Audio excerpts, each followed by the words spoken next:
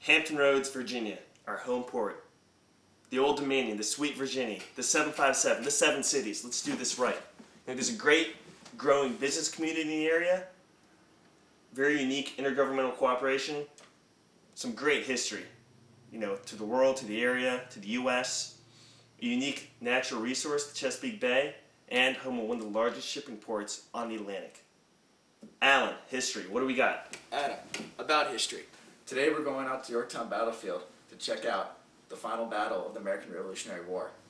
In this very spot, 17,000 American and French marched on 8,000 British soldiers. Here we're going to look at different battle tactics, where troop placement was, and also the importance of the French in the battle, and how he won. And you hear about Cornwallis hiding in his cave after he surrendered, being so ashamed. Is that true? Is Cornwallis' cave out there? About that cave, we'll figure it out. All right. Brian, government, talk to me.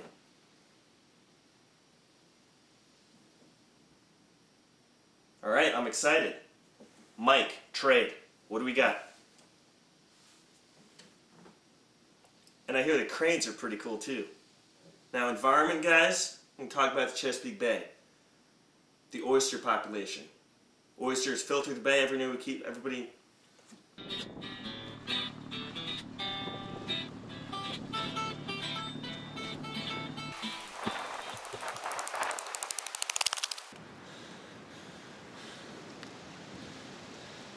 Deep Creek. This is exactly what we were looking for. All these boats right here, the Chesapeake Bay Dead Rise. Workhorse of the bay. You see a lot of them, but we don't see a lot of fishermen, and that's who we really want to find. Problem is, they come early in the morning and they leave at about midday to take the oysters to market. So, looks like we're gonna have to wait a while. It's just nearing sunset. So, hang out, and hopefully in the morning we'll be able to talk to somebody.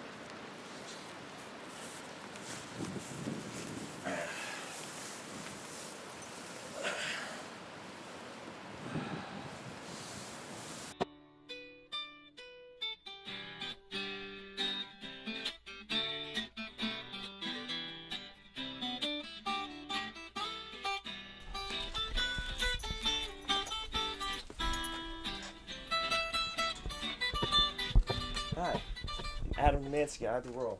Steve Perrock. We heard you're the man to talk about oysters. Yeah, I guess so.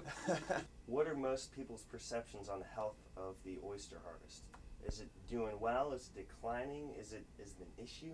The oysters around here are not really contaminated in any way. They have like the MSX disease, but that hurts the oyster, but does not hurt human consumption. Okay. Basically, you have all your problems with warm water oysters. Okay. Which come from the Gulf, Texas, Louisiana, because the waters there are warm all the time, and warm water breeds diseases. And so, what kind of stuff do they like to attach to? I've heard up in Maryland they tried broken toilet bowls and the old Memorial Stadium. Do you know how well any of those work? Anything would work. The main thing that you can use is oyster shells. Oyster shells, clam shells, scallop shells. So other shells and... Other shells is your best product. The spat will basically look for they'll look for some place to hide, to get in, and to hide so they can survive and grow. Now, who do you think has it easier, watermen here or in the Gulf? It seems like to me the watermen in the Gulf they got year-round growth. Okay. When the water temperature gets above 51 degrees, you have growth. When water temperature gets below 51 degrees, like we have it up here, a good percentage of the year, they go dormant. Okay. They stop growing. So naturally, water temperature down in the Gulf that's 70, 80 degrees all the time, they grow all the time. Here we only grow basically from, I would say, June through September. So how big's a bushel? A bushel is we call it a 5-peck tub. It's a Okay. metal tub that is measured so much from the inside of the bottom to the top of the other side. Okay. And basically, an apple basket is 5 pecks. A Virginia bushel is 4 packs.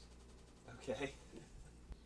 About how many oysters is that? Roughly, eating oysters, a 3-inch eating oyster is roughly 300. 300 in a bushel. That is, if we can get 300 to the bushel, then it's good. What kind of restrictions are there on hauling oysters? Is there a certain catch rate? Not on the private beds. They have restriction on public beds, Okay. but not on private beds. Private, It's basically, you can do what you want because it belongs to you. So if you own it, you can take it. What's the time frame for leasing an oyster farm? The time frame is when you do not pay your $1.50 rental fee, then you lose it. And then you lose it. Other than that, it can go from generation to generation or from one person to another. You know, you don't even have to be a relative. And what do you usually see around here? Is it families that are really deep involved in the oyster industry? Or is it kind of transient? Do you see people enter the industry and leave the industry to Basically, enter and leave. enter and leave? It very seldom goes from one generation. I haven't seen that. See, appreciate it. Okay. Thanks for the help. Anytime. All right, a dead rise, the workhorse of the Chesapeake Bay. This is a classy boat. You see that claw on the crane? It drops down to the bottom, scoops up the oysters, and drops them right there. The watermen sort out the oysters they're keeping. Claw goes down, drops it again. It's a continuous process. Boats come in, they offload the oysters on this conveyor belt, drops in the trucks. Let's go to market. The oysters, we know, are a filter animal. They filter the bay water and keep it clean. But they're not the only ones to do that. And that brings us to today's first interactive classroom project, Name That Creature. Today's creature is a fish, but you won't go fishing for it. It's small, oily, and doesn't taste that great. However, the commercial fishing industry for it is very large. The biggest corporation is Omega Corporation, based in Cape Charles, Virginia. It's used primarily for bait for crabbing, as well as animal feed. And earlier this year, legislation was passed limiting its catches in an effort to keep